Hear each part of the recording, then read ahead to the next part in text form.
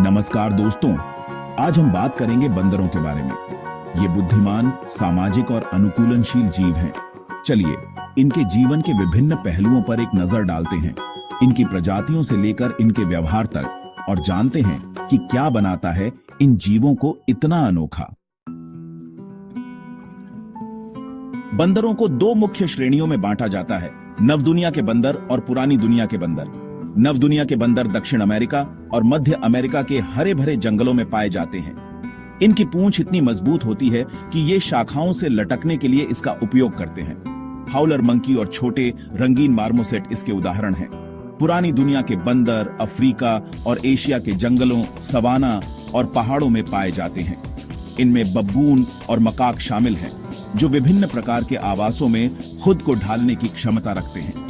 चाहे वह चपलता से पेड़ों पर चढ़ने वाले छोटे मार्मोसेट हों या जमीन पर चलने वाले विशाल गोरिल्ला, प्रत्येक प्रजाति ने अपने आप को अपने परिवेश के हिसाब से अलग अलग ढाला है।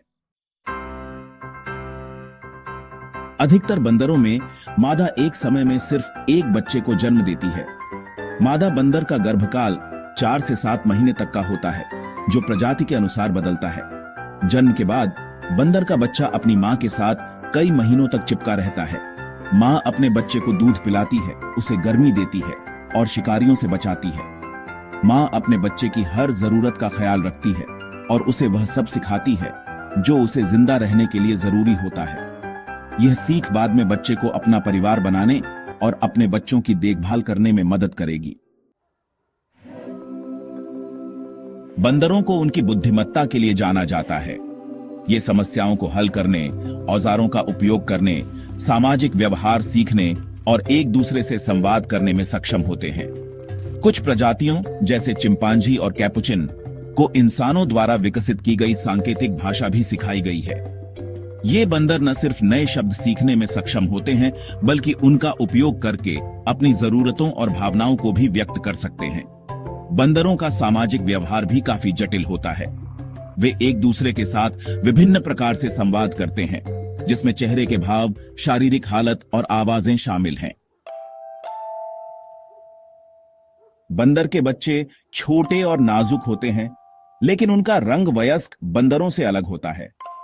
जन्म के समय गहरे रंग के होते हैं, जो उन्हें शिकारियों से छिपने में मदद करता है।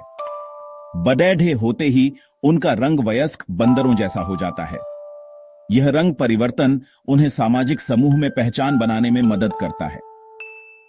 बंदर के बच्चे अपनी मां से चिपके रहते हैं। यह उन्हें सुरक्षित रखता है और मां की गर्मी और दूध तक पहुंच प्रदान करता है। बंदर मुख्य रूप से उष्णकटिबंधीय जंगलों में पाए जाते हैं, जहां पेड़ों की घनी छाया और भोजन की प्रचुरता होती है।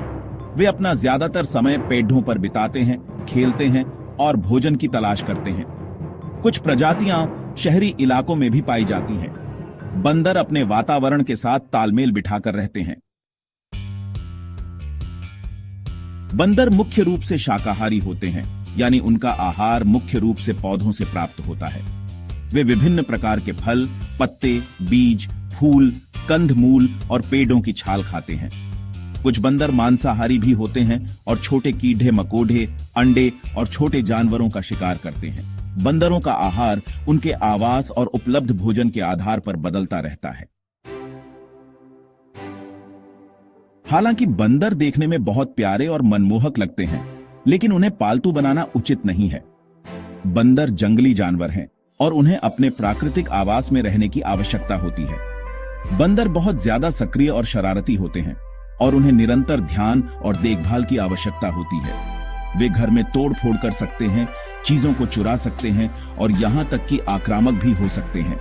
बंदरों को पालतू बनाने से उनके प्राकृतिक व्यवहार और सामाजिक ढांचे को भी नुकसान पहुंचता है। वे अपने समूह से अलग हो जाते हैं और उन सामाजिक बातचीत से वंचित रह जाते हैं जो उनके विकास के लिए आवश्यक होती हैं। इसलिए बंदरों को उनके प्राकृतिक आवास में ही रहने देना सबसे अच्छा है, जहां वे स्वतंत्र और खुश रह सकते हैं। तो दोस्तों, यह था बंदरों का विस्तृत अध्ययन। उम्मीद है आपको यह जानकारी पसंद आई होगी। हमने देखा कि कैसे ये बुद्धिमान प्राणी दुनिया भर में विभिन्न परिस्थितियों में न केवल खुद को ढालते हैं, बल्कि फलते फूलते हैं भी। हमें याद रखना चाहिए कि हमें इन जीवों और उनके आवासों की रक्षा करनी चाहिए। वनोन्मूलन, शिकार और अवैध पशु व्यापार जैसे मानवीय दखल से बंदरों की कई प्रजातियां खतरे में हैं। अगर आपको यह वीडियो पसंद आया हो तो कृपया इसे लाइक और शेयर करें और ऐसे ही रोचक जानकारी के लिए हमारे चैनल को सब्सक्राइब करें। धन्यवाद।